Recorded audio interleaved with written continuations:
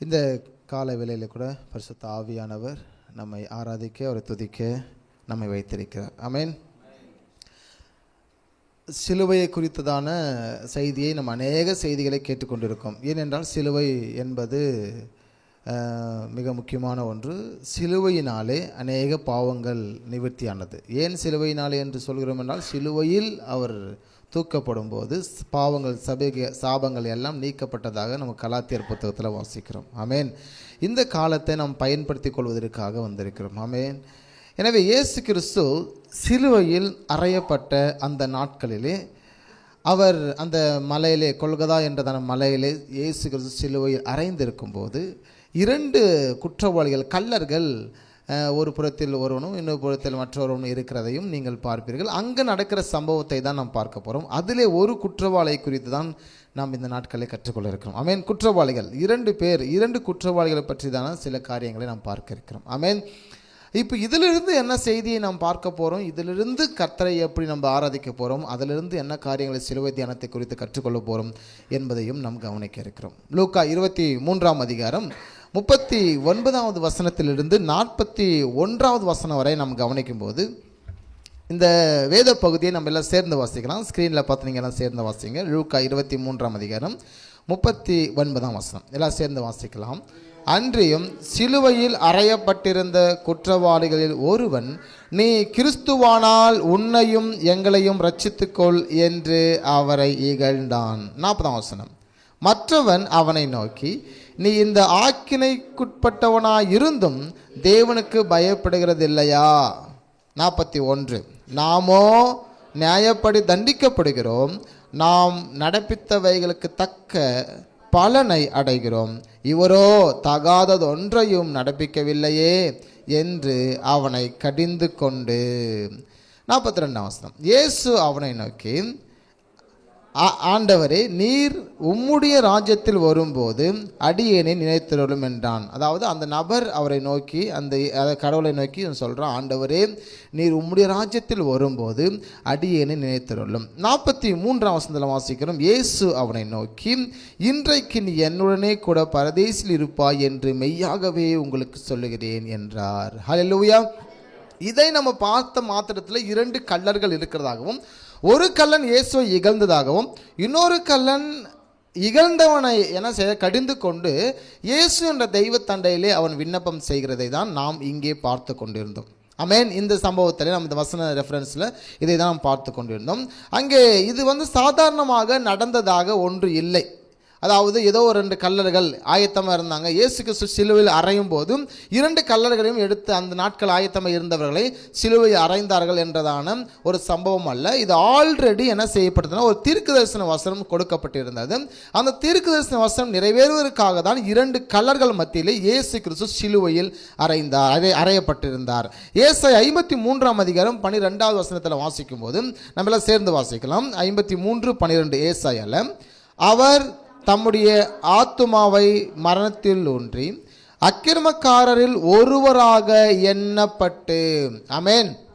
எனவே இந்த தீர்க்கதரிசன வசனம் இப்படி இருக்கிறபடியினால தான் ஆண்டவராக இயேசு கிறிஸ்து சிலுவையில் அறையொண்டும் போது இரண்டு கள்ளர்கள் மத்தியிலே அறையொண்டார். என்றால் தீர்க்கதரிசன வசனம் அப்படி இருக்கிறபடினாலே. ஆமென். அப்போ இங்கே நம்ம கவனிக்கும் போது இரண்டு குற்றவாளிகள் அங்கே இருக்கிறாங்க. நல்லா கவனிங்க.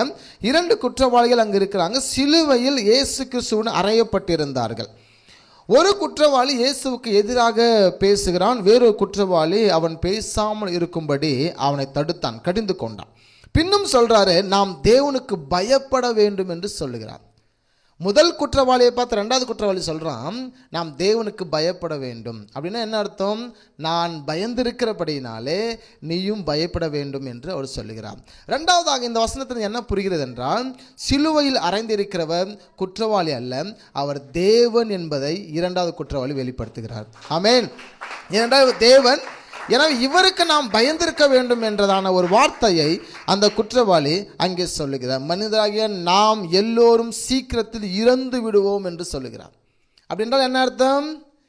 சிலுவையில் இருக்கிற இவரோ எப்போதும் ஜீவிக்கிற தேவன், மனிதராக நாம் இறந்து விடுவோம், இவர் மரித்தாலும் மறுபடியும் எழுந்திருப்பார் என்று சொல்லி இந்த இரண்டாவது குற்றவாளி அங்கு பேசுகிறதையும் நாம் பார்க்கிறோம்.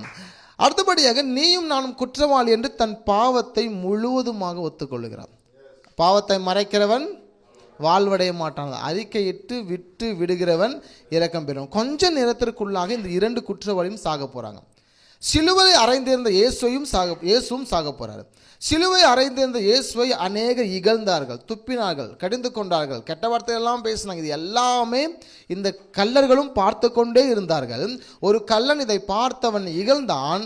வேறொரு இரண்டாவதாக அந்த கள்ளன் அதை பார்த்தபோது இது எல்லாவற்றையும் அனலைஸ் பண்ணி சொல்கிறான், இவர் உண்மையாகவே தேவகுமாரன். உண்மையாகவே தேவகுமாரன். அப்போ இரண்டாவது கள்ளன் சொல்கிறாரு, நீயும் நானும் தான் குற்றவாளி, இவர் தகாத ஒன்றையும் நடப்பிக்கவில்லை, இவருக்கு நடக்கிறது எதுவுமே, சிலுவை மரம் எதுவுமே இவர் செய்த குற்றம் இல்லை என்பதை அந்த சிலுவையிலே அவன் அறிக்கையிடுகிறான். எனவே நாம் செய்த தவறுகளுக்காக சாகக்கூடியவர்கள். இயேசு கிறிஸ்து எந்த தவறும் செய்யாதவர் என்று சொல்லி அந்த இரண்டாவது குற்றவாளி சொல்கிறான். அங்கே யார் இருக்கிறாங்க? அங்கே ஆசாரியர்கள் சிலர் இருக்கிறாங்க, சில வேதப்பாரர்கள் இருக்கிறாங்க, ஒரு பெரிய கூட்ட ஜனம் இருக்கிறது, ரோம் அரசு போர் சேவகர்கள் இருக்கிறாங்க, இராணுவ படைகள் இருக்கிறது. இதன் மத்தியிலே இயேசுவை இகழ்ந்து கொண்டே இருக்கிற இதன் மத்தியிலே தான் அவர் சொல்லுகிறார், இயேசு கிறிஸ்து தவறு செய்யாதவராயிருந்தார். இயேசு கிறிஸ்துவிடம் குற்றவாளி விண்ணப்பம் பண்ணுறார். எல்லாருக்கும் தெரியாத வசனம், இயேசு அவனுக்கு வாக்கு பண்ணுறாரு, நீ என்னோட கூட பரதேசில் இருப்பாய் என்று சொல்லி. ஆமேன். அப்போ ஆண்டவர் அவனுக்கு வாக்கு பண்ணுகிறார். எந்த பரதேசியை அவர் சொல்லுகிறார்? அந்த நாட்களே யூதர்கள் எல்லாம் 3 நிலைகளுக்காக மெஸ்ஸியாவை எதிர்நோக்கி காத்திருந்தார்கள். மெஸ்ஸியா வந்தால் அற்புதம் நடக்கும், மெஸ்ஸியா வந்தால் ராஜ்யத்தை தருவார், மெஸ்ஸியா வந்தால் ஆலயம் கட்டி கொடுப்பார் என்றதான 3க்காக மெஸ்ஸியாவை எதிர்நோக்கி ஒவ்வொரு யூதனும் காத்து கொண்டிருந்தார்கள். எனவே இயேசுவை ஏன் மெஸ்ஸியாவாக அவர் ஏற்றுக்கொள்ளவில்லை மக்கள் என்றால், ராஜா என்றால் எங்கே பிறக்க வேண்டும்? ராஜா வீட்டில் பிறக்க வேண்டும், அரண்மனையில் பிறக்க வேண்டும். ஸோ இவர் அரண்மனையில் பிறந்தவர் அல்ல, ஒரு கஷ்டப்படுற குடும்பத்தில் யோசேப்புக்கும் மரியாவுக்கும் பிறந்தவர்கள். ஸோ அப்படி என்ற சொசைட்டியில் ஒரு சில காரியங்கள் இருக்கிற அப்படின்னாலே இயேசுவை மெஸ்ஸியாவாக மக்கள் ஏற்றுக்கொள்ள மறுத்தார்கள். இந்த 3 காரியத்திற்காக மக்கள் காத்து கொண்டிருந்தார்கள். ஆனால் இந்த குற்றவாளி, இரண்டாவதாக பேசின அந்த குற்றவாளி, இவர் மெஸ்ஸியாவாக இவர் செய்த அடையாள அற்புதங்களை எங்கேயோ பார்த்தபடினாலே அவர் அற்புதங்களை கண்டார். ராஜ்யத்தை, அதாவது இவரே சிலுவையில் இருக்கிறார், இவரும் மறிக்க போகிறாரு, நாம்பளும், அதாவது 2 குற்றவாளியும் மறிக்க போகிறாங்க. ஆனால் இந்த இரண்டாவது குற்றவாளி சொல்கிறாரு, ஆண்டவரே உம்முடைய ராஜ்யம் வரும்போது நினைவு கூறும். அப்படின்னா என்ன அர்த்தம்னா, ஆண்டவரே ஒருவேளை உங்கள் ராஜ்யம் வந்தால் என்னை கூப்பிட்டு போங்க, கேள்விக்குறியோ இல்லை என்றால் சந்தேக பார்வையோ இல்லை, உம்முடைய ராஜ்யம் நிச்சயம் வரும், அப்பொழுது என்னை நேர் அழைத்து கொள்ளுங்க என்று அவர் பதிவு செய்கிறார். அப்போ முழுவதுமாக அந்த மெஸ்ஸியாவை இந்த இரண்டாவது குற்றவாளி ஏற்றுக்கொள்கிறான். அப்போ ஆலயத்தை கட்டி தர வேண்டிய இந்த 3க்காக தான் யூதர்கள் காத்து கொண்டிருந்தார்கள். இன்றும் யூதர்கள் இந்த 3க்காக காத்து கொண்டிருக்கிறார்கள். மெஸ்ஸியா வரவில்லை என்று சொல்லி. ஆனால் மெஸ்ஸியா வந்தாயிற்று, வந்து ஏற்க 2000 ஆண்டு ஆயிற்று. அடுத்தபடியாக அவர் மனவாட்டிய சபைக்காக ஆண்டவர் வர இருக்கிறாரு. இன்றைக்கி இருக்கிற யூதர்கள் இன்றும் மெஸ்ஸியாவுக்காக, மெஸ்ஸியா வந்தால் அற்புதங்கள் நடக்கும், மெஸ்ஸியா வந்தால் ராஜ்யத்தை நம்ம தருவார், மெஸ்ஸியா வந்தால் ஆலயம் கட்டி கொடுப்பார், ராஜ்யம் என்றால் இந்த உலகத்தை ஆளுகை செய்கிற அந்த ராஜ்யத்தை மெஸ்ஸியா வந்தால் தருவார் என்று இன்றும் யூதர்கள் இந்த 3க்காக மெஸ்ஸியாவுக்காக காத்து கொண்டு இருக்கிறார்கள். உண்மையான மனம் திரும்புதல். இந்த 2 கள்ளர்களில் உண்மையாகவே மனம் திரும்பின ஒரு கள்ளன் இருக்கிறார். இரண்டாவதாக பேசின கள்ளன் உண்மையாகவே மனம் திரும்புகிறார். நான் சாகக்கூடியவன், சாவுக்கு ஏதுவான தவறை நான் செய்தபடினால இது எனக்கு ஓகே, ஆனால் இவர் ஒரு குற்றம் செய்யாதவர் என்பதை அவன் அங்கே அறிக்கையிடுகிறான். பல பேர் மத்தியில் உண்மையான மனம் திரும்புதல், உண்மையான மனம் திரும்புதல். ஒரு மனுஷன் உண்மையை மனம் திரும்ப வேண்டுமானால் சில வசனங்கள் இங்கே இருக்கிறது. வசனம் சொல்கிறது, மனம் திரும்புங்கள் அப்பொழுது பிழைப்பீர்கள். யார் பிழைக்க முடியும்? மனம் திரும்புகிறவனுக்கு ஒரு விடுதலையோடு ஒரு பிழைப்பு உண்டாகும். நீங்கள் சர்வ வல்லவரிடத்தில் மனம் திரும்பினால் கட்டப்படுவீர்கள். நீங்கள் கட்டப்பட வேண்டுமானால் நீங்கள் ஆண்டவரிலே நீங்கள் மனம் திரும்ப வேண்டும். மனம் திரும்பினால் ரட்சிக்கப்படுவீர்கள். மனம் திரும்பினால் நியாயத்தீர்ப்பின் நாளில் தப்புவிக்கப்படுவீர்கள். எனவே மனம் திரும்பினால் அவனுக்கு பரலோக ராஜ்யம் உண்டு.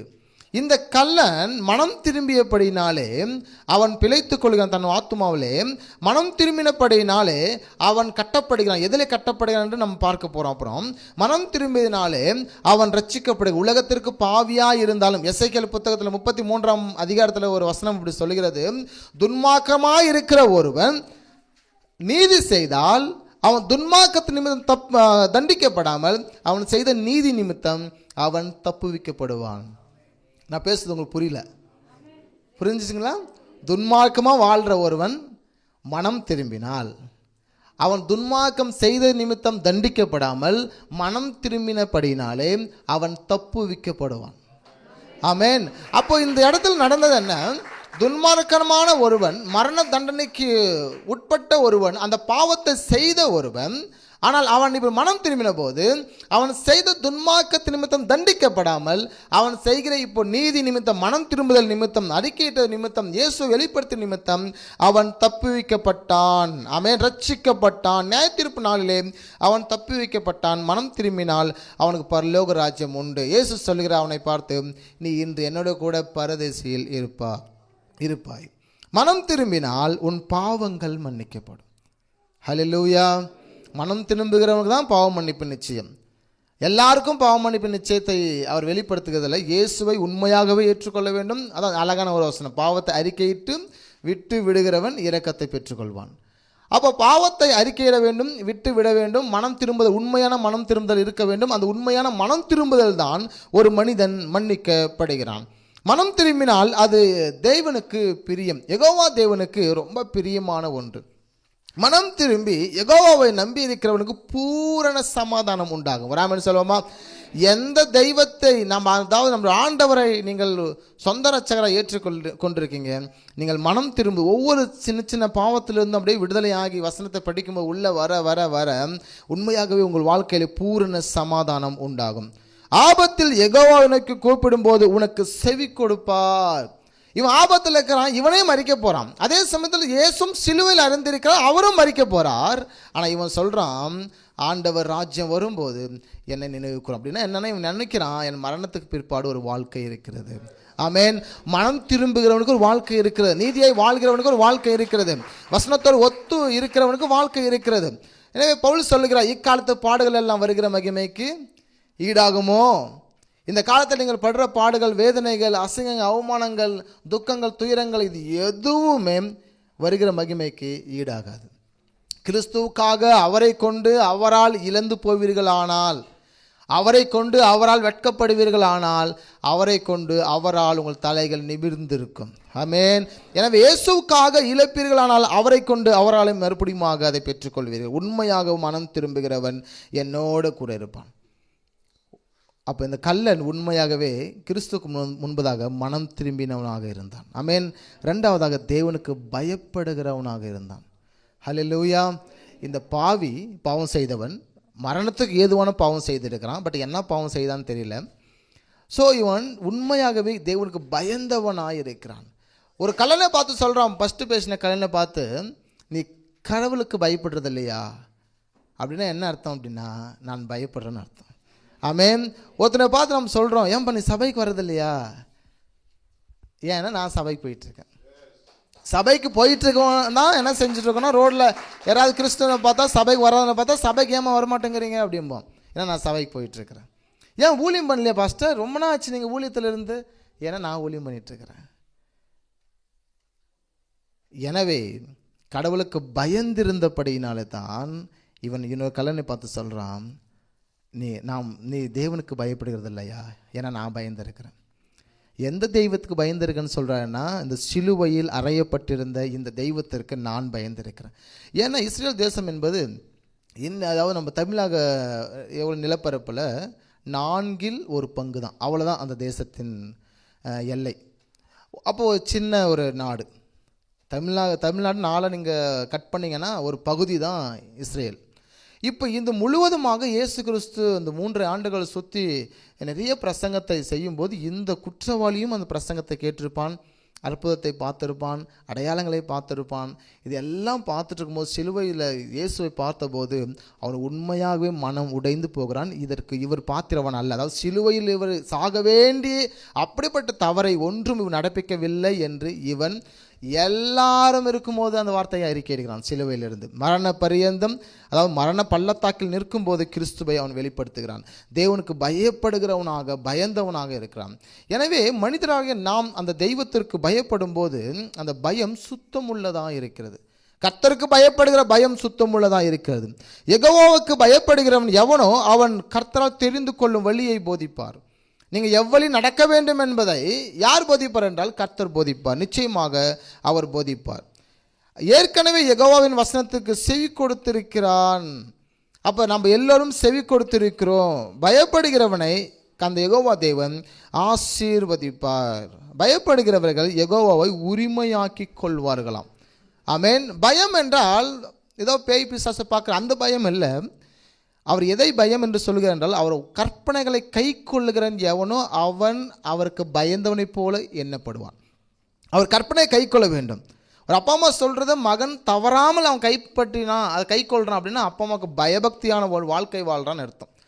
அப்பா அம்மா எதை சொன்னாலையும் ஒரு பையன் கேட்கவே மாட்டேங்கிறான்னா அவருக்கு பயப்படலை, தாய் தகவலும் பயப்படாத மகன் என்று அர்த்தம். பயம் என்றால் அவரை பார்த்து ஓடி ஒளிவதல்ல, அது பாவ பயம்.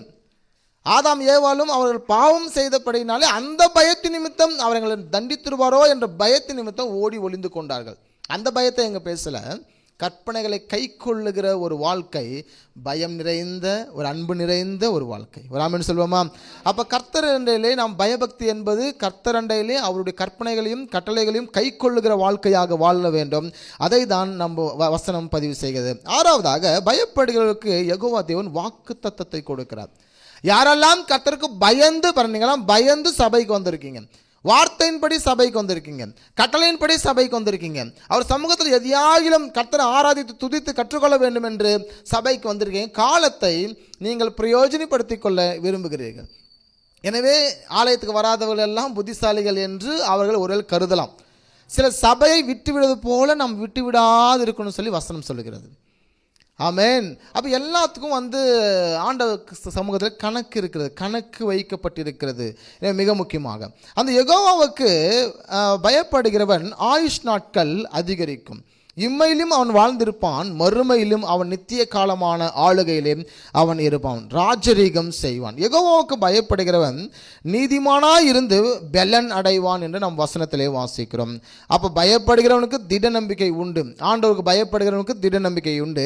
இந்த கல்லன் எத்தனை பேர் யார் என்ன சொன்னாலும், ஏன்னா அந்த நாட்களில் ஒரு நபரை மெஸ்ஸியா என்று சொல்வது அவ்வளோ ஈஸி அல்ல. ஒரு நபரை இயேசு கிறிஸ்துவை மெஸ்ஸியா என்று சொல்வது அவ்வளோ ஈஸி, தேவகுமார் என்று சொல்வது அவ்வளோ ஈஸி அல்ல. ஏனென்றால் இயேசு கிறிஸ்து பிலாத்துக்கிட்ட போவதற்கு முன்பதாக அந்த இடத்துல ஒரு பிரதான ஆசாரியன் கிட்ட அனுப்பப்படுறார். எல்லாம் அரெஸ்ட் பண்ணி பிரதான ஆசாரியன் கிட்ட அங்கே கொண்டு போகிறார். இயேசு கொண்டு போகும்போது இயேசுக்கு விரோதமாக அநேக பொய் சாட்சிகள் வந்தது. ஒன்று ஒவ்வவில்லை, அந்த பொய் சாட்சிகள் எதுவும் ஏற்றுக்கொள்ளவில்லை. 2 பொய் சாட்சிகள் ஏற்றுக்கொள்ளப்பட்டது. இவன் சொன்னான், இயேசு இவன் சொன்னான் என்று 2 பேர் சாட்சி சொன்னார். ஒன்று, தேவாலயத்தை இடித்து 3ஆம் நாள் மறுபடியும் கட்டப்படும் என்று சொன்னானே, அது ஒரு பொய் சாட்சியாக இவர் சொன்னதாக சொன்னாங்க. 2வது ஒரு வார்த்தை சொல்றாரு, இவன் தேவனுடைய குமார் என்று தன்னை சொல்லிக் கொள்கிறான் என்று சாட்சி சொன்னார்கள். உடனே அந்த ஆசாரியன் பிரதான ஆசாரியன் கேட்கிறாரு, நீர் தேவகுமாரனா? அது வரையுமே வாய் திறக்காத இயேசுக்கு சொல்றாரு, ஆம், நீ சொன்னபடி நான் அவதான். அந்த வார்த்தையை சொன்ன உடனே அந்த பிரதான ஆசாரியன் தன்னுடைய சட்டையை கிழித்து கொண்டு, இனி சாட்சிகள் தேவையில்லை, இவன் மரணத்திற்கு பாத்திரவான் என்று சொல்லுகிறார். காரணம், தேவகுமார் என்று சொன்னால் அது தேவதூஷணம். மெஸ்ஸியா என்று ஒருவன் சொல்லக்கூடாது, ஒரு மனுஷனை பார்த்து மெஸ்ஸியா என்று சொல்லக்கூடாது. சொன்னால் தேவதூஷணம், அவன் மரணத்திற்கு ஏதுவானவன். எனவே இப்படிப்பட்ட சூழ்நிலையில் அவரை சிலுவையில் அறைந்திருக்கிறார்கள். ஒரே காரணம், தேவகுமார் என்று சொன்னப்பட்டபடினாலே அங்கே இவன் மரணத்திற்கு பாத்திரவான் என்று அங்கே ஜட்ஜ்மெண்ட் பண்ணுறாரு. ஸோ இப்படி மரணத்திற்கு பாத்திரவான ஜட்ஜ்மெண்ட் பண்ணப்பட்ட இவரை பார்த்து அந்த கல்லன் சொல்கிறாரு, இவர் தேவகுமார், இவருக்கு ராஜ்யம் உண்டு, இவருக்கு தேவகுமாரன், இவர் மெஸ்ஸியா, இவருக்கு நான் பயப்படுறேன். இந்த சிலுவை மரத்திற்கு இவர் வராது இருந்திருக்கணும், ஏன்னா அந்த பாவத்தை இவர் செய்யவில்லை என்று எல்லாருக்கும் முன்பதாக அறிக்கை எடுக்கிறார். மரணத்தில் கூட அவன் வாழ்க்கை கர்த்தருக்காக கொஞ்சமாகிலும் தர வேண்டி அவன் தன்னை ஒத்துக்கொள்கிறான். பாவியாக இருந்த ஒருவன் யெகோவாவுக்கு பயந்திருப்பான் என்றால் அவனுக்கு நித்திய ஜீவன் உண்டு. ஜீவ நீரூற்றை கர்த்தர் கொடுக்கிறார். ஆமென். ஜீவ நீரூற்று. யெகோவாவை நம்புகிறவன் உயர்ந்த அடைக்கலத்தில் இருப்பான். தெய்வத்திற்கு பயப்படுகிறவன் அவரை சேவிக்கிறான், எப்பொழுதும் அவர் ஆராதிக்கிறான். இப்போ நம்ம கர்த்தர் சமூகத்தில் வந்திருக்கோம்னா பயபக்தியாக நம்ம கர்த்தரை ஆராதிக்கக்கூடியவர்கள். ஒரு ஆமென் சொல்லுவோமா? சில நேரத்தில் கவனித்து பார்த்துருப்போம், எவ்வளோதான் சொன்னாலும் சபை மக்கள் என்ன செஞ்சுட்டு இருப்பாங்கன்னா, சபைக்கு வர மாட்டாங்க, உபவாசம் பண்ண மாட்டாங்க, சரியாக ஜபிக்க மாட்டாங்க, சரியாக பைபிள் படிக்க மாட்டாங்க. ரூட் இருக்கும், இதுதான் ரூட்டுன்னு சொல்லிடுவோம். ஆனாலும் அவர்கள் சுய புத்தியின் மேல் சாய்ந்து கொண்டு வாழ்வதனால அவர்களுடைய பிஸ்னஸ்ஸு, வேலைகள், பணங்கள் இதெல்லாம் சார்ந்து கொண்டு வாழ்ந்து இருக்கிறதுனால, ஆண்டவர் மேல் நம்பிக்கை இல்லாமல் இருக்கிறதுனால மக்கள் சபைக்கு வருவதையும் ஜெயிப்பதையும் துதிப்பதையும் விரும்புகிறதில்லை. அதையும் மீறி சண்டே சபைக்கு மாத்திரம் போக வேண்டும் என்று விரும்பக்கூடியவர்கள் அநேகர் உண்டு. அதை மாத்திரம் போதும் பாஸ்டர், மற்ற நாள் எதுவும் வேண்டாம் பாஸ்டர் என்று சொல்லக்கூடியவர்கள் உண்டு. ஆனால் நம்ம நேரம் கிடைக்கும் போதெல்லாம் இந்த பரிசுத்தவானுடைய ஐக்கியத்தை விட்டு விடாமல் எச்சரிக்கை இருக்க வேண்டும் என்று வசனம் சொல்லுகிறது. எப்பெல்லாம் சபை ஒன்று கூடுகிறார்களோ அப்பொழுதெல்லாம் ரட்சிக்கப்பட்டவர்கள் எல்லாரும் போனார்கள். அப்போஸ்தலர் நடவடிக்கை புஸ்தகத்தில் இன்றைக்கி சபையில் நம்ம 200 பேர் இருக்கிறோம். எந்தெந்த ஸ்பெஷல் மீட்டிங் வச்சாலும் வர்ற அந்த 50 பேர் 100 பேர் தான் வரும். வராமல் இருக்கிற அந்த 100 பேர் வர்றதே கிடையாது. அவர்கள் காரணத்தை சொல்லுகிறார்கள், காரணத்தை வைத்திருக்கிறார்கள். ஏன் வரல அப்படின்னா பாஸ்டருக்கு 1000 காரணத்தை வச்சிருக்கிறாங்க. எப்படி ஆசீர்வதிக்கப்படுவாங்க? ஓடிக்கொண்டிருக்காங்க. வசனம் சொல்கிறது, தன் சுய புத்தியின் மேல் சாயாமல் முழு இருதயத்தோடு கர்த்தர் நம்பிக்கையாயிருங்கள் என்று நம் நீதிமொழிகள் 3ஆம் அதிகாரத்தில் வாசிப்போம். அப்போ என் சுய புத்தின் மேலேயோ, என்னுடைய படிப்பு மேலேயோ, ஒர்க்கு பணத்தின் மேலேயோ, வேலையின் மேலேயோ நம்ம சார்ந்திருப்போம் அப்படின்னா அவர் மேல் நம்பிக்கை அற்ற ஜனங்களாக நாம் வாழ்ந்திருப்போம். இயேசுவுக்கு பயப்படுகிறவன் அசைவில்லா ராஜ்யத்தை பெறுவான். ஆமென். அவருக்கு பயப்பட்டானா அசைவில்லா ராஜ்யத்தை நிச்சயம் பெறுவான். இயேசுவுக்கு பயப்படுகிறவன் அவரை கனம் பண்ணுகிறான். எனவே இயேசுவுக்கு அந்த கல்லன் பயந்தபடினாலே இயேசுவை கனம் பண்ணுகிறான். அவன் சொல்லுகிறான், ஆண்டவரே உம்முடைய ராஜ்யம். ஆண்டவரே என்றால் என்ன அர்த்தம்? ஆண்டவர், இந்த உலகத்தை ஆட்கொள்கிற ஆண்டவர், கடவுள் என்று சொல்லுகிறான். சிலுவை மரத்திலே அந்த வார்த்தையை அவர் பதிவு செய்கிறார். கவனிங்க, ஏறக்குறைய இயேசு கிறிஸ்து அரெஸ்ட் பண்ணி சிலுவை போடப்பட்ட அந்த டைமிங் இருக்கிற ஒரு 18-20 மணி நேரம் வச்சுக்கோங்க. அரெஸ்ட் பண்ண அந்த டைம்லேருந்து சிலுவை மரத்தில் இருக்கிற டைம் வரையும் டோட்டலாக ஒரு 20 மணி நேரம் வச்சுக்கோங்களேன். 20 மணி நேரம் அவர் காதில் வந்த சவுண்டெல்லாம் என்ன? நீ ஏமாத்துக்காரன், நீ ஃப்ராடு, நீ தேவகுமாரனா, இகழ்ச்சி, அவமானங்கள், துப்பினார்கள், உதைத்தார்கள், அறைந்தார்கள். நீ ராஜா என்று சொன்னாயே, அசிங்கப்படுத்தினார்கள். நீ மெஸ்ஸியாவா? மெஸ்ஸியா என்றால் இறங்கி வா பார்ப்போம். எலியா வருவான், வந்து அவனை மீட்டட்டும் பார்ப்போம் என்று சொன்னார்கள். குடிக்க தண்ணி கேட்டால் கசப்பான தண்ணீரை கொடுத்தாங்க. இப்படி ஏறக்குறைய 20 மணி நேரம் காதில் அவர் கேட்டதெல்லாம் பார்த்திங்கன்னா நிந்தனையும், அவமானமான வார்த்தையும், அசிங்கமான வார்த்தையும், துக்கப்படுகிற வார்த்தையும், கெட்ட வார்த்தையும், இவ்வளெல்லாம் கேட்டு அவர் லாஸ்ட்டாக ஒரு இனிமையான வார்த்தை அவர் காதில் விழுது, ஆண்டவரே என்னை ஆண்ட அவர். அவரை பார்த்து சொல்கிற, என்னை ஆண்ட நீர், உம்முடைய ராஜ்யம் நிச்சயம் வரும்போது என்னை நினைவுகூரும் என்று சொல்கிறார். ஒரு இனிமையான வார்த்தை. இயேசுவுக்கு பயப்பட்டதால் அவன் பெற்றுக்கொண்ட வாக்குத்தத்தம். ஒரே வார்த்தை அவனை பார்த்து சொல்கிறாரு. இயேசு அவனை நோக்கி, இன்றைக்கு என்னுடனே கூட பரதேசில் இருப்பாய் என்று மெய்யாகவே உனக்கு சொல்லுகிறேன். அவர் சும்மா சொன்னாலே நிஜமாக தான் நடக்கும். அவர் மெய்யாகவே என்றால் எப்படி நடக்கும்? அது சத்தியமாக நடக்கும், நிச்சயமாக நடக்கும். இதுதான் முக்கியமான வார்த்தை. இன்று என்னோடு கூட பரதேசில் இருப்பாய். அன்னைக்கு ராத்திரி சாயங்கால வேலை, அதாவது 6 மணிக்கு அவர் ஜீவன் பெறுகிறது. 6 மணிக்கு முன்பதாக 6 மணிக்கு அவர் எடுத்துடுறாங்க. ஆனால் அந்த கல்லனும் மறிக்கிறான். இப்போ 3 நாட்கள் ஆண்டவராக இயேசு கிறிஸ்து எங்கே இருந்தார்? பூமியின் வயிற்றில் அப்படின்னு சொல்லி நம்ம வசனத்தில் வாசிக்கிறோம். யோனா காலத்திலே யோனா மீனின் வயிற்றில் 3 நாட்கள் இருந்தது போல மனுஷகுமாரன் இந்த பூமியின் வயிற்றிலே 3 நாள் இருப்பான் என்று சொல்லும் வசனத்தில் வாசிக்கிறோம். ஆனால் இந்த 3 நாட்கள் இயேசு கிறிஸ்து என்ன செய்தார்? இங்கே நம்ம அழகாக ஒரு வசனம் இருக்கிறது. 1 பேதுரு 3ஆம் அதிகாரம் 19ஆம் வசனம். எல்லாம் சேர்ந்து வாசிக்கலாங்களா? அந்த ஆவியிலே அவர் போய் காவலில் உள்ள ஆவிகளுக்கு பிரசங்கித்தார். இயேசு என்ன செய்தாராம்?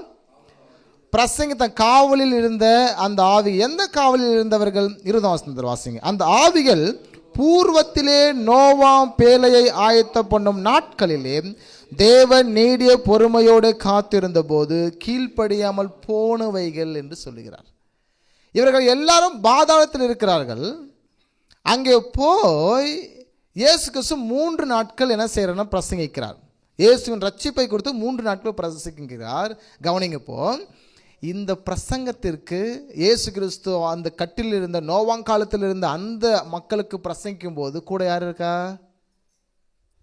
இந்த கல்லன் இருக்கிறார். ராமன் சொல்லுவோமா, இவனுடைய ஆவி எங்கே இருக்கிறது? இயேசு கிறிஸ்துவோட அந்த மக்களுக்கு பிரசங்கியாக இருக்கிறது. இயேசு கிறிஸ்து உண்மையாக இருந்த தோளிலே சாஞ்சிட்டு இருந்த யோவானை அவர் கூட்டிட்டு போகல. எல்லா பதவி பொறுப்புகளையும் சீமோன் பேதுருக்கிட்ட கொடுத்தாரு, அவரை கூட்டிட்டு போகல. 12 சீடர்கள் இருந்தார்கள், அவங்களையும் கூட்டிட்டு போகல. அதுக்கப்புறம் 70 சீடரை வச்சார், அவங்களையும் கூட்டிட்டு போகல. இந்த முக்கியமான இடத்துக்கு யாரை கூட்டிட்டு போறாரு ஆண்டவர்னு பார்த்தீங்கன்னா, இந்த கல்லன், மனம் திரும்பின கல்லனை அவர் சொல்றாரு, இன்று என்னோட பரதேசில் இருப்பா. இன்று நான் நோவாங் காலத்தில் கீழ்ப்படியாமல் போன மக்களுக்கு பிரசங்கிக்க போகிறேன். ஸோ அந்த பிரசங்கம் பண்ண போகிற அந்த இடத்துக்கு யார் வராங்க என் கூடன்னு பார்த்தீங்கன்னா, இந்த கல்லன் வருவதை பார்க்குறோம். ராமன் சொல்லுவோமா, யாருக்கும் இல்லாத சிலாக்கியம், எந்த பழைய ஏற்பாடு பரிசுத்தவான்களோ இல்லை என்றால் சீடர்களோ இல்லை கூட இருந்தவர்களோ யாருக்கும் இல்லாத சிலாக்கியத்தை ஆண்டவராக இயேசு கிறிஸ்து யார் கொடுக்காரு? அந்த கல்லன் கொடுக்குறாரு. நீ என்னோட கூட இருப்பாய், நான் போய் என்ன செய்ய போகிறேன்? பிரசங்கிக்க போகிறேன். யாருக்கு? பாதாளத்தில் இருக்கிற பூர்வ காலத்தில் நோவாங் காலத்தில் கீழ்ப்படியாமல் போனவர். இன்னும் அழகாக வசனம் சொல்லுகிறது, யோவான் 5:25, மரித்தோர் தேவகுமாரனுடைய சத்தத்தை கேட்கும் காலம் வரும். எல்லாம் சேர்ந்து வாசிக்கலாங்களா? மரித்தோர் தேவகுமாரனுடைய சத்தத்தை கேட்கும் காலம் வரும், அது இப்பொழுதே வந்திருக்கிறது, அதை கேட்கிறவர்கள் பிழைப்பார்கள் என்று மெய்யாகவே சொல்லுகிறேன். அப்ப இயேசு கிறிஸ்துவின் சத்தத்தை மரித்தோர் கேட்டார்கள். ஆனால் யார் கூட இருக்கிறாங்க? மனம் திரும்பின கல்லன்.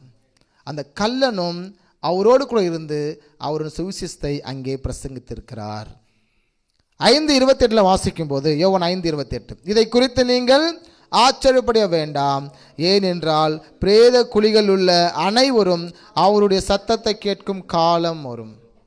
அப்போ அந்த சத்தத்தை அவர் கொடுக்கும்போது இந்த கல்லன் கிறிஸ்துவோடு கூட அவர் இருக்கிறார். ஹல்லேலூயா. பரிசுத்தவான்களுடைய நிலையிலே, பரிசுத்தவான்கள் தங்கக்கூடிய இளைப்பாறுதல் இடத்திலே இந்த கல்லன் பங்கடைந்தார். இவன் துன்மார்க்கன் தான். சிலுவை மரத்திலே ஒருவனை ஏற்றிருப்பாங்கன்னா இவன் எந்த பாவத்தை அந்த நாட்களில் செய்திருப்பான்? அப்போ இருக்கிற தண்டனையில மிகவும் கொடுமையான தண்டனை. அந்த தண்டனையை இந்த குற்றவாளி கொடுத்திருக்காங்கன்னா, குற்றவாளி உண்மையாக பாவி என்று அவனே ஒத்துக்கொள்கிறான். இந்த சிலுவை மரத்தில் நான் வருவதற்கு நாங்கள் பாவம் செய்திருக்கிறோம். ஆனால் இந்த துன்மார்க்கமான பாவி மனம் திரும்பின போது, இயேசுவை அறிக்கையிடும் போது, இயேசு கிட்ட கெஞ்சும் போது, அந்த இரக்கத்திற்காக நிற்கும் போது இயேசு மெய்யாக வாக்கு பண்ணுகிறார், இன்றே என்னோட கூட நீ பரதேசில் இருப்பாய். இன்று நான் எங்கே போகிறேன்? நான் மரித்தோர் அங்கே போய் அவர்களுக்கு நான் சத்தத்தை கொடுக்க போறேன். வாக்கு தத்தம் இயேசு சொல்லுகிறார், தேவகுமார சத்தத்தை கேட்கும் காலம் வரும், மரித்தோர் கேட்கும் காலம் வரும். அப்போ அதுக்கு யார் போறா? என் கூட வர போறீங்கன்னா அவர் வர போறாரு. அந்த கல்லன், மனம் திரும்பின கல்லனை அங்கே இயேசு கிறிஸ்து அழைத்து கொண்டு போகிறதையும் நாம் பார்க்கிறோம். அப்போ மனிதனிடத்தில் தேவன் எதிர்பார்ப்பது என்ன? Last slide. 1, நியாயத்தையும் இரக்கத்தையும் சிநேகிக்கிறவனாக இருக்க வேண்டும். நம்பர் 2, யெகோவாவின் தேவனுக்கு முன்பாக மனத்தாழ்மையாக இருப்பது. நம்பர் 1 பார்த்தோம், இயேசு ஆண்டவர் மனுஷங்கிட்ட எதிர்பார்க்கறது என்ன? ஆண்டவர் அந்த கல்லன்கிட்ட எதிர்பார்த்தது என்ன என்றால், அவன் இரக்கத்திற்காக சிநேகித்தான். ஆண்டவரே, ஒருவேளை உங்ககிட்ட இரக்கம் இருக்குமா? ராஜ்யம் வரும்போது என்னை நினைத்தருளும். அந்த இரக்கத்திற்காக அவன் கெஞ்சினான். ஃபைனல் ஸ்டேஜ், அவன் மரண பரியந்தம். இன்னொருத்தரும் சாக வரப்போகுது. எல்லாரும் சாக போகிறோம். நீங்கள் கவனித்து பார்த்தீங்கன்னா, பைபிள் படிக்கும்போது முதல் கல்லன் இயேசுவை நீ என்று பேசுகிறதை பார்ப்பீங்க. நீ தேவகுமாரனானால் உம்மை நீ ரட்சித்து கொண்டு என்னையும் ரட்சியும் என்று சொல்லுகிறான். ஆனால் இரண்டாவது கல்லன் பேசும்போது சொல்கிறாரு, அவர் என்ற வார்த்தையை பயன்படுத்துகிறார். அவர் எந்த தவறும் செய்யாதவர் என்று சொல்லுகிறார். முதல் கல்லன் பேசும்போதெல்லாம் சிங்களரில் பேசுகிறார், நீ என்றதான வார்த்தையை ஒருமையில் வார்த்தையை பயன்படுத்துகிறார்.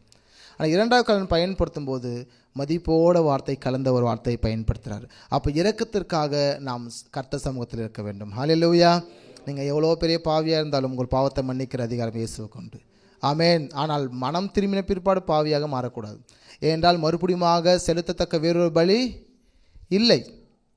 நீங்கள் மறுபடியும் மனம் திரும்பின பிற்பாடு, கழுவப்பட்ட பிற்பாடு, ரட்சிக்கப்பட்ட பிற்பாடு மறுபடியும் பாவம் செய்வீர்களானால் அந்த பாவத்திற்கு செலுத்தத்தக்க பலி இனி இல்லை.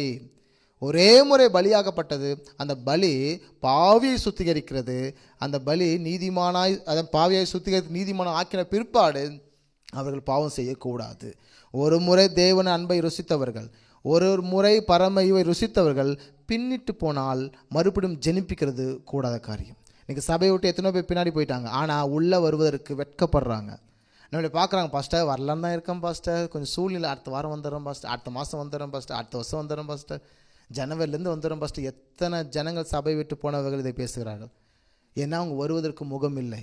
காரணம், ஒரு முறை கர்த்தரண்டையில் வந்து அபிஷேகம் பெற்று ரட்சிக்கப்பட்டு பின்னிட்டு போனவர்கள். இன்றைக்கி மக்கள் பின்னிட்டு போக விரும்புகிறார்கள். மாதத்துக்கு ஒரு டைம் போனால் போதும், சபைக்கு 6 மாதத்துக்கு ஒரு டைம் போனால் போதும் என்று அவங்க நினைக்கிறார்கள்.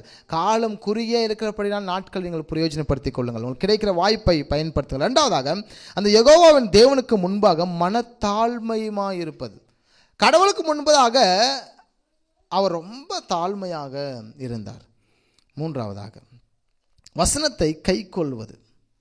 இயேசு சொன்ன அந்த வாக்குத்தத்தத்தை அப்படியே நம்புகிறார்.